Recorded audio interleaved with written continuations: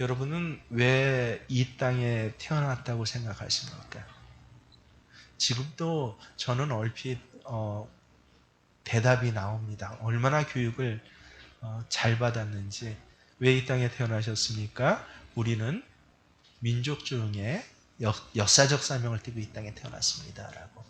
어렸을 때 외웠던 국민교육 현장이 아마 저와 같이 나시는 분들이 많을 것입니다. 그렇게 이 땅에 태어난 무엇인지 어떤 사람뿐만 아니라 물건도 만든 목적이 있습니다. 여러분, 자동차는 왜 만들었습니까? 타고 달리기 위해서 만든 것입니다. 여기 시계는 왜 만들어졌습니까? 시간을 가르치라고 만들어진 것입니다. 종은 소리를 내라고 만들었습니다. 그래서 모든 만들어진 것들은 목적이 있습니다. 그러면 다시 묻겠습니다. 하나님께서 사람은 왜 만드셨을까요? 다시 한번. 자동차는 타고 다니라고, 시계는 보라고, 종은 치라고가 아니라 울리라고 울리라고 만들었습니다. 사람은 누군가 역시 우리 귀한 믿음의 예배자들, 성경에 참 눈이 뜨시고 가슴이 열리신 분들이 만들었는데, 오늘 본문에 내가 왜 사람을 만들었는지 하나님께서 직접 말씀하셨습니다. 21절 함께 보십니다. 이사야서 43장 21절의 말씀 다 같이 시작. 이 백성은 내가 나를 위하여 지었나니, 왜 지었다고요? 시작. 나를 찬송하게 하려 함이라. 하나님이 왜 나를 지었나 라고 했더니, 누구를? 하나님을 찬송하게 하려고 내가 너를 지었어 라고 직접 하나님께서 만들어 주셨습니다. 말씀해 주셨습니다. 그래서 우리는 이 땅에 살아가는 목적이 아주 근원적으로 뭡니까? 하나님을 찬양하기 위해서 살아갑니다. 이스라엘 백성들은 이 하나님의 마음을 너무도 잘 알아서, 그래서 아예 하나님을 찬양하는, 밤낮 찬송 부르며 먹고 사는 사람들을 임명하고 그들의 일과가 뭐예요? 직업이 바로 하나님을 찬양하는 일이었습니다. 그래서 이스라엘 성전에는, 예루살렘 성전에는 찬송 소리가 늘 끊이질 않았습니다. 너무나도 하나님의 마음을 잘 아는 사람들이었습니다. 그래서 이 찬송한 일이 우리는 쉽게 생각하지만요, 얼마나 사실은 영적인 일인지 모릅니다. 여러분, 다윗이 밧세바하고 범죄하고 나서, 그래서 그 죄악의 맛에 깊이 빠졌지 않습니까? 그런데 나단 선지자가 와서 그 범죄자가, 이 다윗 스스로 그랬잖아. 내 왕국에 어떻게 그렇게 못된 사람이 있어? 그런 사람이 도대체 누구야? 이런 사람은 없애버려야 돼. 이렇게 이야기했을 때 그 사람이 바로 너다라고 지적할 때 마음에 쿵하고 찔림을 받습니다. 그래서 자신 이 찔림을 받고 나서야 자기가 얼만큼 죄에 빠져 있는지를 깨닫지 않습니까?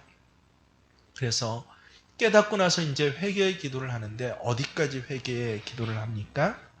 시편 51편은 기가 막혀요. 아마 51편을 암송하신 분도 우리 교회는 꽤 된다라고 제가 알고 있는데요. 어디까지요? 내가 태어나기를 죄악 중에서 출생했습니다. 심지어 나뿐만 아니라 내 어머니조차 죄악 중에서, 이 죄 중에서 나를 잉태했다라고 그렇게 자신의 죄를 깊이 회개하게 됩니다. 이 회개하기 시작하자 자신의 상태가 부여지는 거예요. 야, 많은 백성들이, 야, 저 다윗 왕은 부하가 죽으니까 부하 가족까지 그렇게 챙겨주는 참으로 너그러운 왕이야 라고 우쭐우쭐, 요새로 얘기하면 뭐예요? 대통령 신임도가, 지지도가, 다윗 왕의 지지도가 90%, 100% 가까이 올랐을 그때 우쭐우쭐 했는데, 사실은 어떤 거예요? 자기의 상태가. 우쭐된 상태가 아니라 정직하게 그 다음부터 보여져요. 아, 내가 이 범죄 이후에 어떻게 됐다? 심지어는 12절, 하나님 앞에 쫓겨났습니다. 51장. 그래서 오늘 돌아가셔 다시 읽어보시길 바랍니다. 제가 한 달에 한 2번 정도는 눈 감고 지그시 암송하면서 저를 바라보며 회개하는 성구인데요. 심지어는 어디까지 그래요? 내 상태가 내가 하나님 앞에서 쫓겨나 있었는데 그걸 내가 몰랐었네요.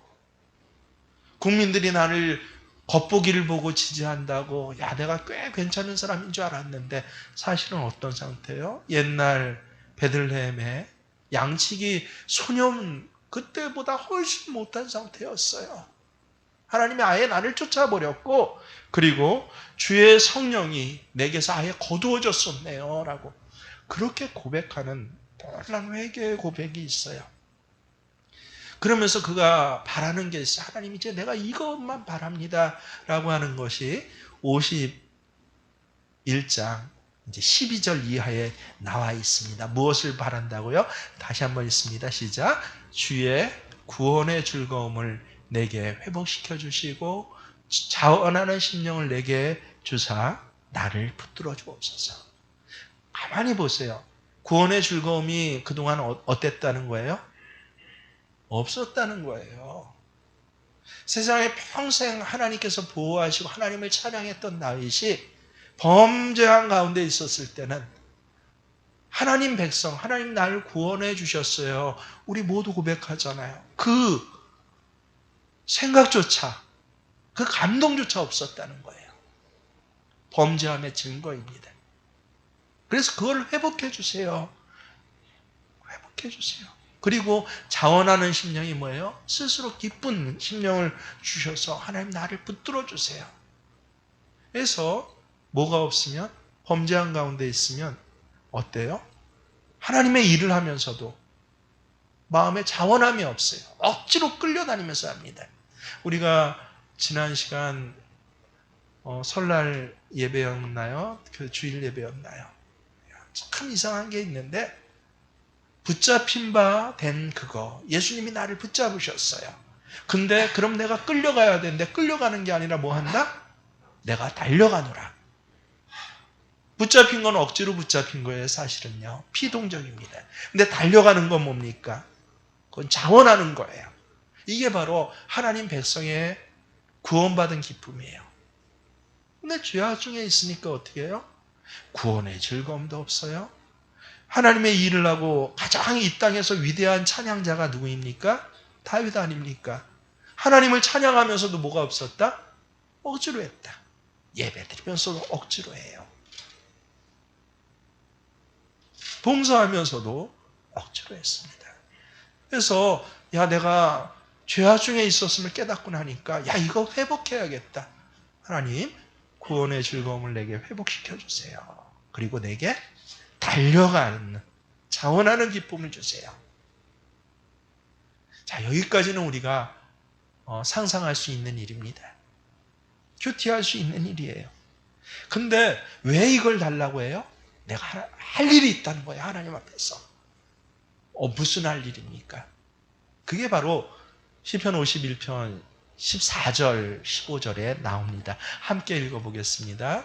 하나님이여 나의 구원의 하나님이여 피 흘린 죄에서 나를 건지소서. 그 다음 뭐라고 해요? 내 혀가 주의 의를 높이 노래하리이다. 15절에 뭐라고 합니까? 주여 내 입술을 열어주시오. 왜 입을 열어달라고 합니까? 내가 주를 찬송하여 만민에게 하나님 전파하겠습니다. 그렇구나. 여러분 잘 그래서 51편을 읽어보세요. 죄에 사로잡혀 있을 때는요. 뭐 할 수 없는 거예요?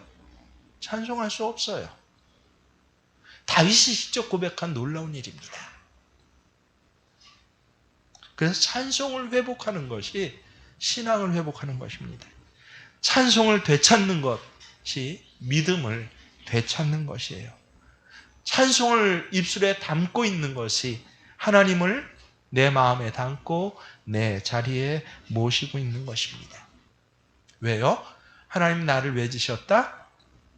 찬양하라고 지으셨기 때문에 그렇습니다.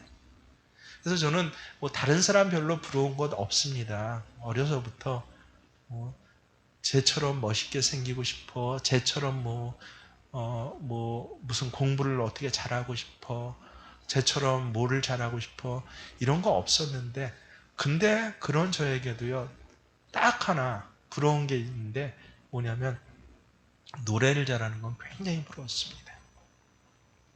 그래서 예수님 개인적으로 영접하자마자, 인격적으로 만나고 나서 제가 맨 먼저 자원에서 한 일이 성가대 시작한 거예요. 그게 중학교 2학년 겨울방학 때부터 제가 나 성가대 할래요 하고, 매해 새해 3월 달에 뽑는데 겨울방학 때 나 좀 시켜주세요 해갖고 성가대에 들어가서 정말 1년 52주 한 번도 안 빼고, 그 당시 성가대는 학생의 성가대죠.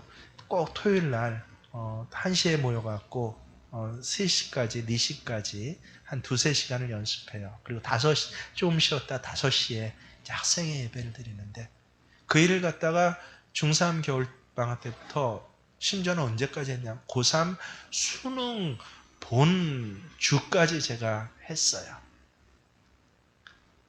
그러고 나서 이제 그 졸업할 때가 돼갖고 성가대에서 저를 이제 이 선배 이제 졸업한다, 학생에서 이제 청년이 되는 거 아닙니까? 이 환영회를 해주는데, 아마 그 당시 성가대장이 그 목사님 요셉이에요. 무슨 요셉인데, 제 고3이면서 성가대 쭉 앉아있는 게 너무 고마웠나 봐요. 사실은 고3이 그렇게 앉아놓으니까 후배들이 얼마나 잘하겠어요.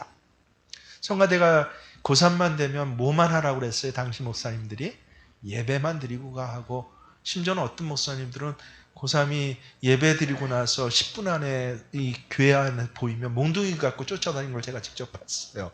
제가 되게 존경했던 목사님, 빨리 가서 공부하라고. 이런 상태에 고3이 한 번도 빠지지 않고 성가대 연습까지 다 나왔으니 그 성가대가 어떻겠습니까?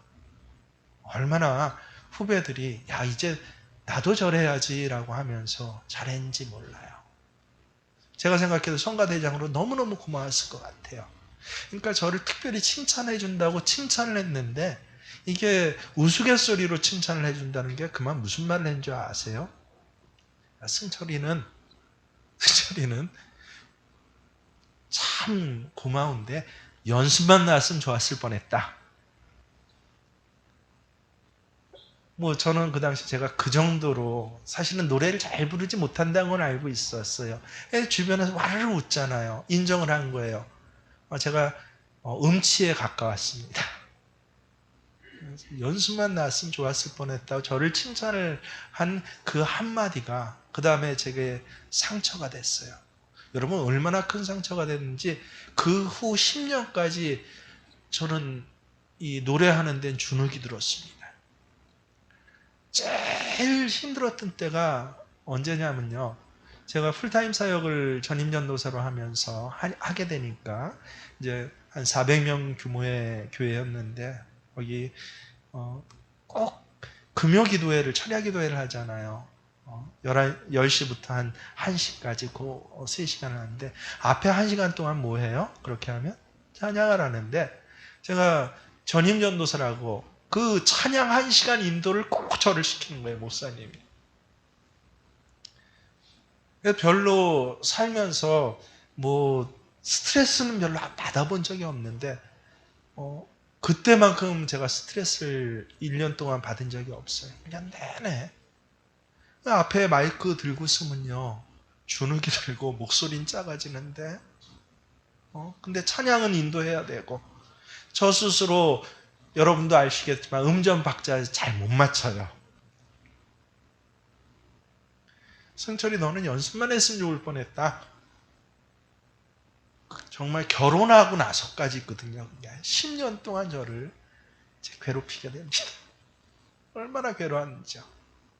근데 그 교회는 이제 파티 전도사님 중에서 찬양단을 인도하는 굉장히 그 얼굴들 잘생기고 제 한 5년 6년 후배인데 찬양을 너무 잘하는 전도사님이 있었어요. 전도사님 어떻게 그렇게 찬양을 잘해? 그러니까 이 전도사님도 저를 알죠. 노래 못 부르는 걸 알고 거의 음치 수준이라는 걸 알고 저를 위로한답시고 뭐라고 얘기를 했냐면요. 전도사님 찬양은요 기술로 부르는 게 아니라 마음으로 부르는 거예요. 맞아. 신된 마음으로 부르면 하나님 기뻐하십니다. 그 말이 얼마나 위로가 됐는지. 신앙 고백으로 부르면 돼요. 내가 하나님 믿습니다라고 하는 그게 꽉 이제 사로잡혀서 그 다음부터 신앙 고백으로 정말 전쟁을 하듯이 좀 찬양을 불렀습니다. 근데 생각해 보세요. 이 찬양을 신앙 고백 부르듯이 앞에서 인도를 하고 통성기도 하듯이 앞에서 인도를 하니까 음정박자 무시하면서 눈을 찔끔 감고 쭉 하면서 찬양을 하니까 부르는 저야 굉장히 좋았지만 함께 듣는 또 함께 이 찬양의 속도를 따라가는 회중들은 어땠겠습니까? 그렇게 고군분투하던 한 10월경이었다라고 저는 기억하는데 한 집사님 나가시면서 이제 1시에 이제 나갈 때 이제 목사님하고 쫙 서서 철야기도 끝나고 나가면서 애쓰셨다고 인사를 하잖아요. 그 당시엔 쫙 서갖고 저도 저 끝자리에 서 있는데 집사님 나가시면서 제 손을 꼭 붙잡더니 정말 제 눈을 보더니 뭐라고 했는지 아세요? 제 평생에 처음 듣는 말을 합니다. 전도사님 오늘 찬양 인도하시는 게 너무 은혜로웠어요. 제가 평생 제가 노래를 불렀는데 은혜로웠다는 소리는 그때 처음 들어봐요. 가슴이 뭉클하면서 눈물이 나는데 얼마나 정말 감동이었는지요. 그때 그 집과 교회가 한 1시간 거리였거든요. 차 타고 경기도하고 서울이니까 1시간 거리를 이 차를 타고 오면서 차에서 내내 한편에선 눈물이 흐르고요. 한편에선 성령으로 감동으로 깨달은 진리가 있습니다. 그렇구나. 찬양은 곡조로 부르는 게 아니라 뭐로 불러요? 은혜로 부르는 게 찬양이구나. 그 이후로 저는 벌써 몇 년 전 일인가요? 한 30년까지는 한 25년 좀 넘은 일인데 그 25년 이후로는요. 찬양 부를 때 주눅 들지 않게 되었습니다. 그때와 똑같이 음정박자 잘 못 맞추지만 왜? 찬양을 은혜로 부르니까요. 음도 틀리고 박자도 틀리지만 그 이후로 저는 한 번도 내가 찬양을 못한다라고 생각해 본 적이 없습니다. 다른 사람에게 은혜가 될지 안 될지 모르겠지만 저 스스로는 찬양 부를 때마다 늘 은혜로 부르고 있습니다. 근데 성경을 전문적으로 이제 연구하면서 원어 성경을 배우다 보니 저는 원어 성경이 너무 좋았어요. 특별히 히브리어 성경 원정 강독을 하면서 얼마나 신이 나고 기뻐했는지 남들은 다 기피하는데 그 다음부터는 원정 강독만 찾아다닙니다. 꼭 수강 신청을 해도. 그래서 학교에서 4학기 원정 강독을 하는데 4학기 내내 신청한 사람이 저 하나뿐이었어요. 너무 힘들거든요. 학점은 2학점인데 공부는 10시간을 해야 돼요. 근데 왜 이렇게 감사했냐면 원어 성경을 보니까 거기 하나님 마음이 담겨 있는 거예요. 찬양은 은혜로 부르는 거야. 저는 현장에서 깨달았지만 거기 하나님께서 직접 그렇게 말씀해 주신 것이 성경에 나오더라라고 하는 것입니다. 여러분 찬양이라는 우리말로 번역된 히브리어는 두 단어가 찬양으로 각기 번역을 돼요. 첫 번째 단어는 슈르라는 단어. 슈룹이 아닙니다. 슈르라는 단어가 있어요. 이 사무엘상에 보면 몇 장입니까? 정확히 제가 지금 기억해내지 못하겠는데 이 다윗이 블레셋을 싸우고 이기고 골리앗 죽이고 돌아왔을 때 그럴 때 여인들이 백성들이 노래를 부르잖아요. 성경에 그게 정확히 나와 있는데 뭐라고 부릅니까? 여인들과 백성들이 함께 노래하되 사울은 천천히요, 다윗은 만만이라 노래하더라 할 때 그 노래하더라, 찬양하더라, 그때 쓰인 단어가 뭐예요?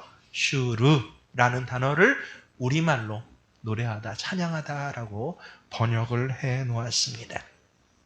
근데 성경에 보면 이와 다른 노래가 또 있어. 똑같은 노래하다, 찬양하다라고 우리말로 번역되는데 다른 원어 성경의 단어가 뭐냐면 할랄이라는 단어가 있습니다. 슈르나 할랄이나 우리말로 번역할 땐 다 찬양, 노래로 번역이 됩니다. 근데 할랄이라는 단어의 원어를 보면요, 노래나 찬양하고 전혀 상관없는 뜻이에요. 무슨 뜻인지 아십니까? 우리말로는 찬양하다라고 번역되는데 찬양. 근데 원래 성경 뜻은 뭡니까? 자랑하다예요. 높이다예요. 누구를 자랑하는 때만 쓰이는 단어가 할랄이에요? 나를 자랑할 때 쓰이는 단어가 아니라 목적은 하나님을 자랑할 때만 쓰이는 단어가 뭐예요? 할랄이에요. 하나님을 높일 때만 쓰인 단어가 할랄입니다.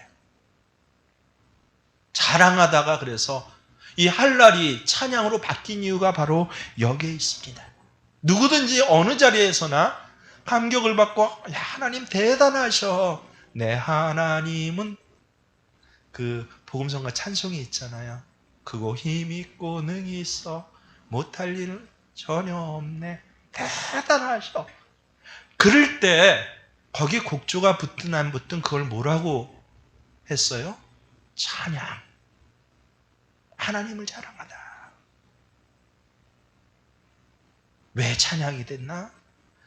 하나님 그렇게 만드셨다.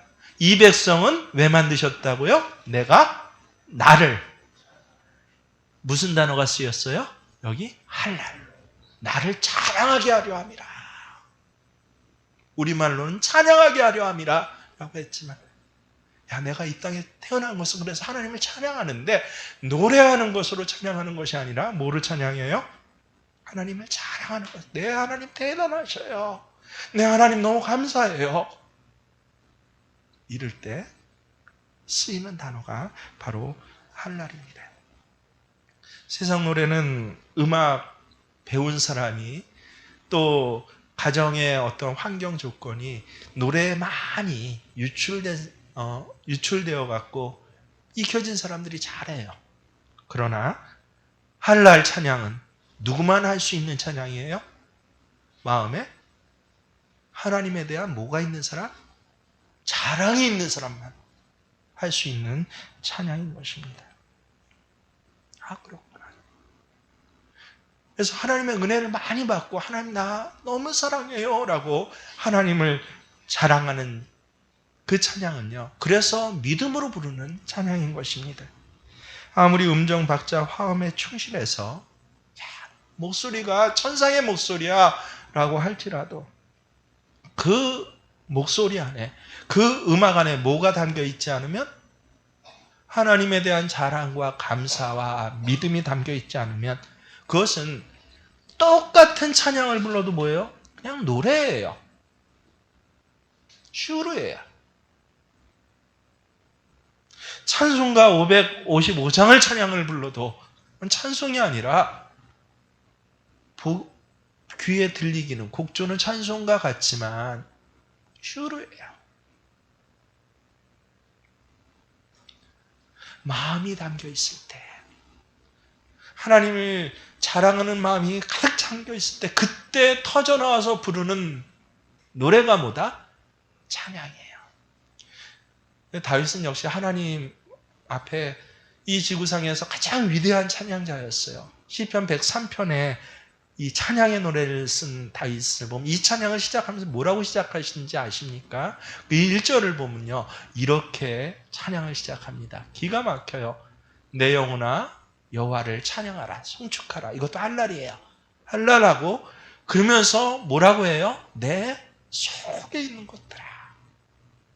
목소리로, 입술로가 아니라 내 속에 있는 것들아 다 그의 성호는 무엇입니까? 그의 거룩하신 이름을 찬양하라, 자랑하라.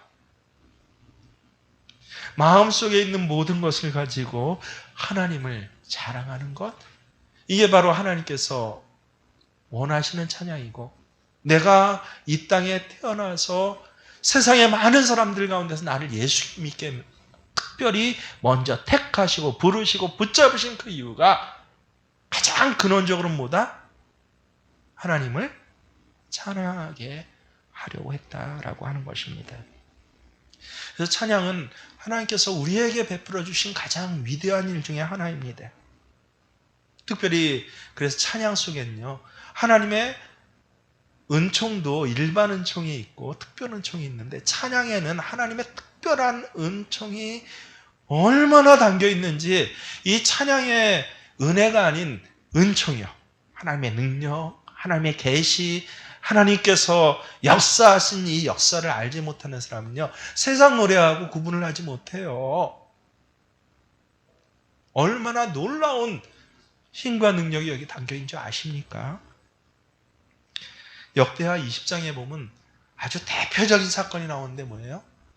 이 여호사밧 왕이, 여호사밧 4대 왕이잖아요. 5대인가요? 여호사 4대입니다. 이 남왕국 4대 왕 때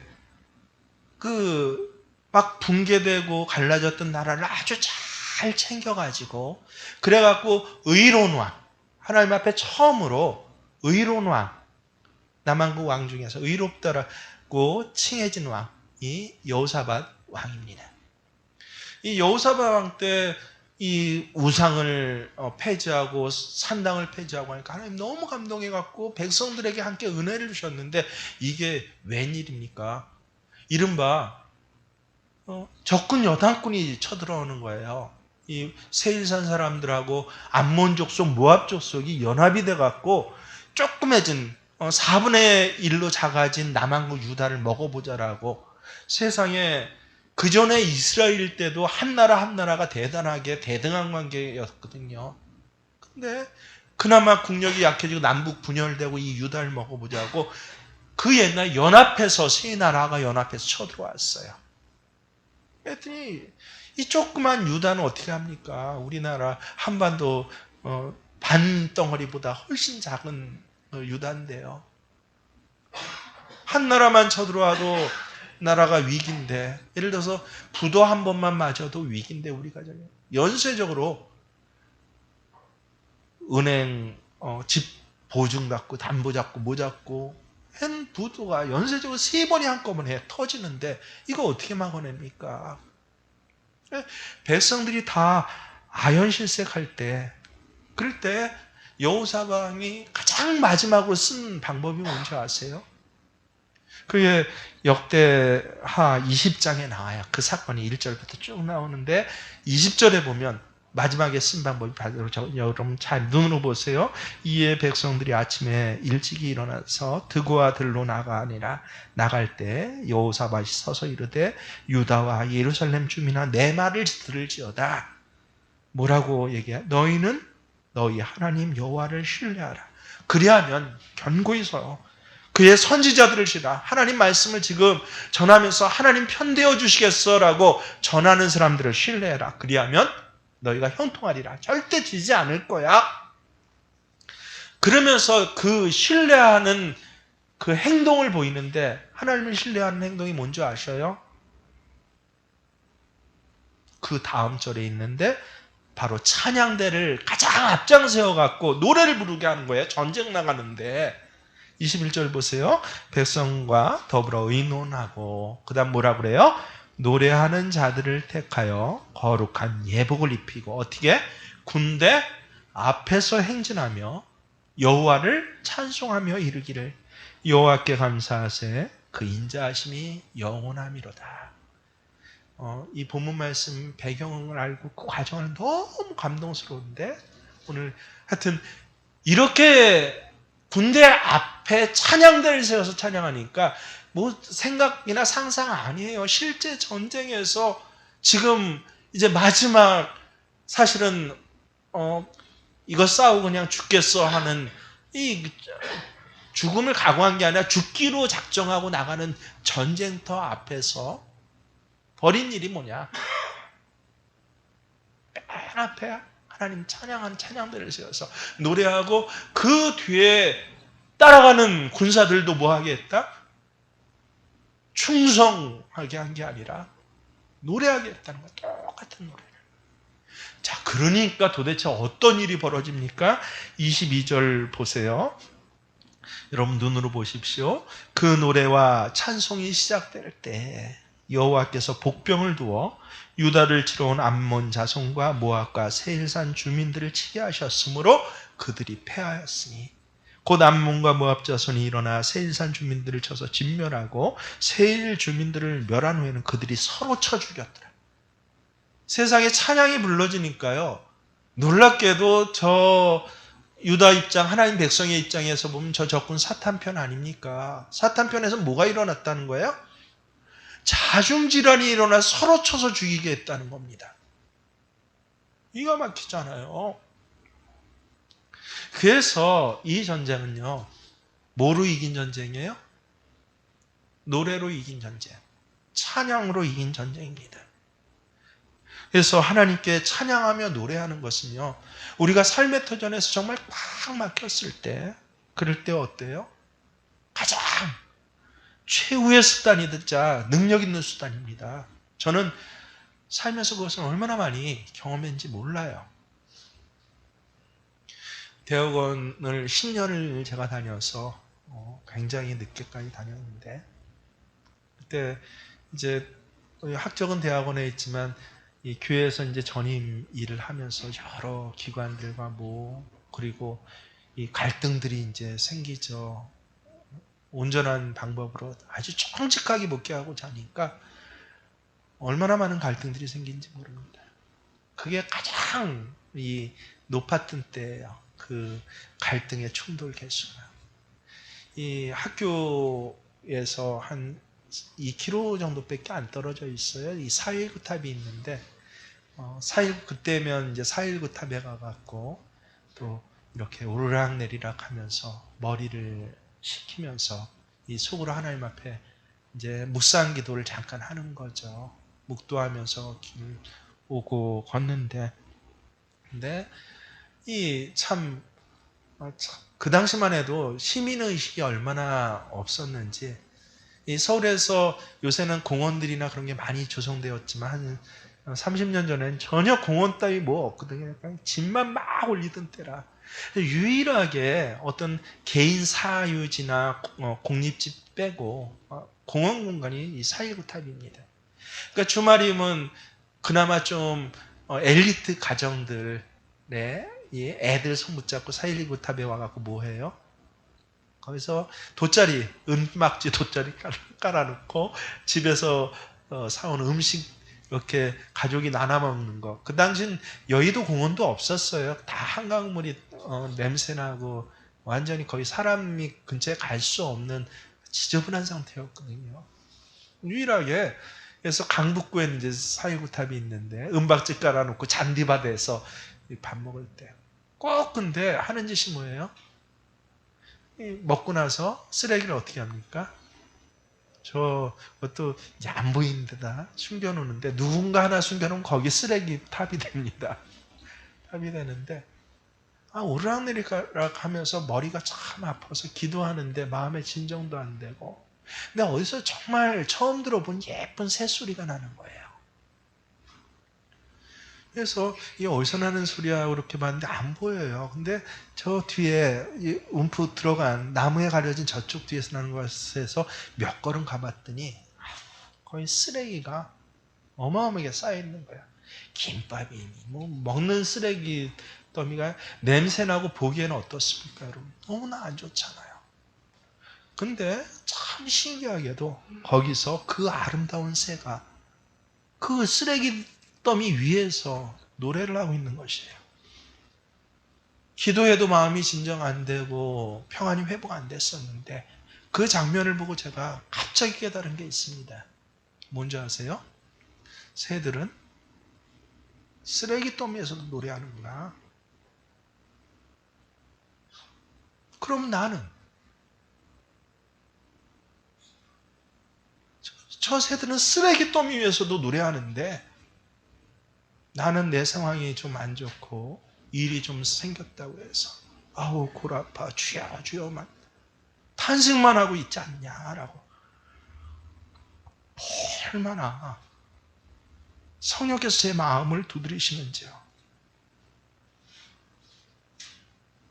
세상의 가수들도 요새 보면요 혼을 담아 노래하지 않습니까? 혼을 담아서 마음을 담아서 노래하지 않으면 그 노래는요 요새는 얼마나 이 시청자가 아니라 뭐죠? 듣는 사람들이 예민하고 음악 수준이 발달했는지 프로듀서 같아요. 마치 금방 알아채더라고요. 아무리 목소리가 좋아도 자기가 부르는 노래에 온 마음을 쏟아붓지 않으면 다른 사람의 마음을 움직일 수가 없어요. 세상 노래를 부르는 사람도 그러할진데 여러분 하나님의 신금을 움직이는 찬양을 부르는 우리는 얼마나 그 한날에 그 찬양에 우리의 마음과 믿음과 내 온 마음아 여호와를 내 속에 있는 모든 것들아 하나님을 찬양하라 라고 했던데 그래서 내 속에 있는 모든 것들아 모든 것이 뭐예요? 즐거울 때 기쁠 때는 슈루와 같이 노래할 수 있어요. 흥얼거리면서 노래할 수도 있어요. 근데 그렇지 않을 때요 가슴이 꽉 막히고 길은 안 보이고요 믿음마저 흔들려갈 때 기도마저 안 나오고 악소리밖에 안 나오고 너무너무 하나님 나 억울해요. 왜 이걸 그냥 보고 계세요? 하나님은 하시잖아요 라고 그 모든 것들아 내 속에 있는 그 모든 것들아 어떻게 알아? 그때 나오는 것이 뭐예요? 한날입니다. 그게 찬양이에요 여러분. 우리가 살아가다 보면 상상하지도 않았던 어려움들이 엄습할 때가 있습니다. 그럼 경제적, 물질적 어려움보다 더 어려운 게 뭐예요? 저는 억울한 게 어렵더라고요. 내 마음이 그렇지 않은데 자꾸 나를 억울하게 해요. 분하게 해요. 내가 그런 일을 하지 않았는데 자기가 한 일만 이야기할 수 있어요. 사람들은. 할 수 있는 일만. 난 생각조차 해보지 않은 일인데 그런데 마치 어떤 일을 한 걸 내가 그래서 그랬다라고 할 때 그 속이 그때는 어때요? 기도도 안 나올 때가 있어요. 목회자도요. 한번 경험했어요. 17년 전에 정확히 악소리만 나올 때요. 하나님하고 그 다음에 기도가 안 나와요. 새벽마다 가서 엎드려지는데 나중에는요 하나님의 하자 소리도 안 나고 소리밖에 안 나와요. 그런 기간을 한 달 가까이 지냈던 그런 때가 있었어요. 근데 그때 나오는 게 뭐예요? 기도조차 안 나올 때 나오는 게 찬양이어야 한다라는 거예요. 기가 막히죠. 23년도엔 그런 일들이 여러분들에게 아마 그 어느 때보다 더 많을 수가 있을 거예요. 분명히 그렇습니다. 명절 기간 동안 주변에서 그동안에 통화 못하고 보지 못했던 분들을 만나고 오는데 정말 악소리밖에 안 나온대요. 현장에 있는 사람들, 삶의 자리에 현장에 있는 사람들이 평생 처음으로 매일 연말정산 하면서 추가로 늘 200만 원, 400만 원, 심지어 1000몇백까지 한 3년 전에 더 냈다고 1400인가 연말정산이니까 더 내라고 해서 더 냈대요. 수입이 많았다는 소리. 3년 전에 그랬던 사람이 올해 25만 원 돌려받았대요. 그러니 그 사람 그런 친지 친척의 상황들이 얼마나 안 좋은 겁니까? 물질만 그러나요? 물질이 각박해지면요, 사람들 사이에 뭐가 각박해져요? 마음이 각박해집니다. 심지어 부부 사이에까지 그런 일이 생길 거예요. 그게 23년도예요, 여러분. 우리가 살아갈 1년입니다. 나라와 나라가 한 나라 안에서, 한 지역 안에서 이웃과 이웃이,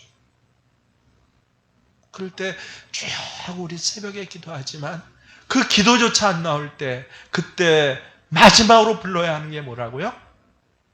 찬양입니다.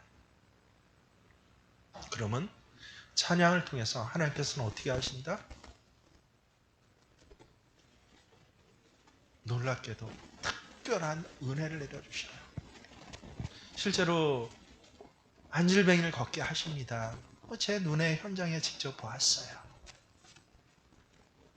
찬양 부를 때 양쪽 시력 마이너스 3 이상 해갖고 이렇게 두꺼운 돋보기 쓰던 그 청년을요, 돋보기 벗고도 자기가 벗은지 모르도록,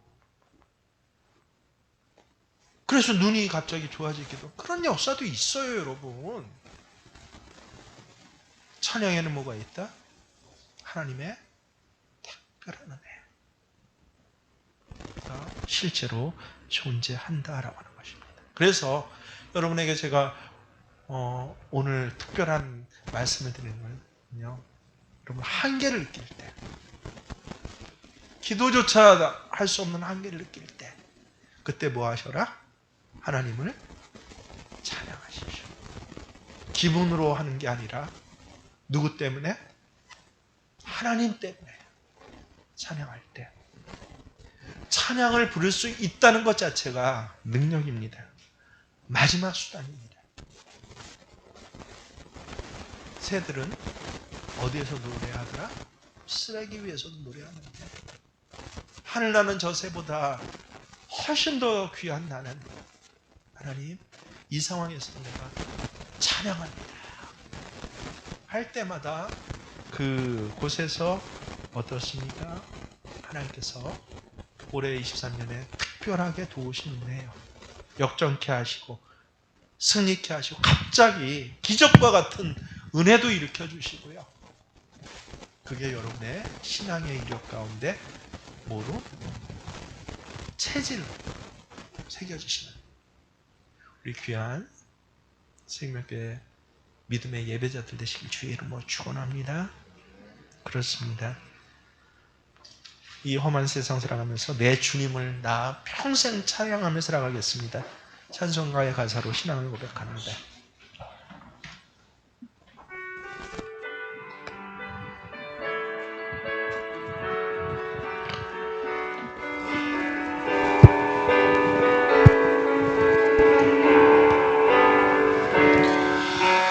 내 평생 사는 동안 주 찬양하리. 여호와 하나님 내 주를 찬양하리. 주님을 묵상함이 즐겁도다. 내 영혼 주 안에서 참 기쁘리. 내 영혼아 주님을 송축하라. 내 영혼아 주님을 찬양하라. 내 영혼아 주님을 송축하라. 내 영혼아 주님을 찬양하라. 내 평생 사는 동안 주 찬양하리. 여호와 하나님 내 주를 찬양하리. 주님을 묵상함이 즐겁도다. 내 영혼 주 안에서 참 기쁘리. 내 영혼아 주님을 바라보라. 내 영혼아 주님을 의지하라. 내 영혼아 주님을 바라보라. 내 영혼아 주님을 의지하라. 내 평생 사는 동안 주 찬양하리. 여호와 하나님 내 주를 찬양하리. 주님을 묵상함이 즐겁도다. 내 영혼 주 안에서 참 기쁘리. 내 영혼아 주님을 사모하라. 내 영혼아 주님을 기대하라. 내 영혼아 주님을 사모하라. 내 영혼아 주님을 기대하라. 내 평생 사는 동안 주 찬양하리. 여호와 하나님 내 주를 찬양하리. 주님을 묵상함이 즐겁도다. 내 영혼 주 안에서 참 기쁘리. 내 영혼아 주님을 갈망하라. 내 영혼아 주님을 간구하라. 내 영혼아 주님을 갈망하라. 내 영혼아 주님을 간구하라. 그렇습니다. 하나님, 세상 사람들은 기뻐서 노래하고 슬퍼서 애통해야 하며 또 좋은 일 생겨서 흥얼거리고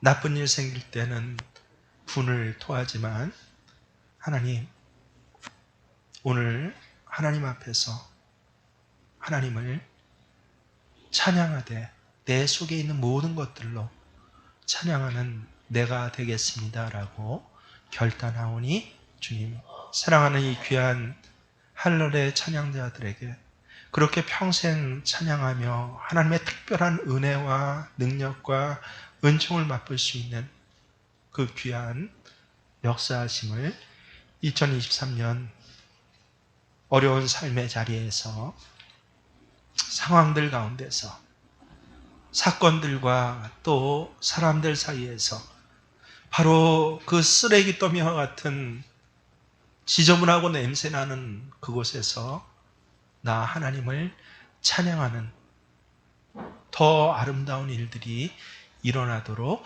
은혜를 베풀어 주시옵소서. 이제는 우리 주 예수 그리스도의 은혜와 하나님 우리 아버지의 지극하신 사랑하시니 성령님께서는 이 귀한 말씀이 믿어지고 아멘하게 하시고 그 아멘 위에 동행하셔서 성경에 기록된 모든 하나님의 약속은 1.1획도 틀림이 없다라고 하는 간증을 하게 하시는 역사하시니 모든 생명교회 예배자들, 특별히 오늘 이후에 한날의 찬양자들에게 함께 하시기를 간절히 축원하옵나이다.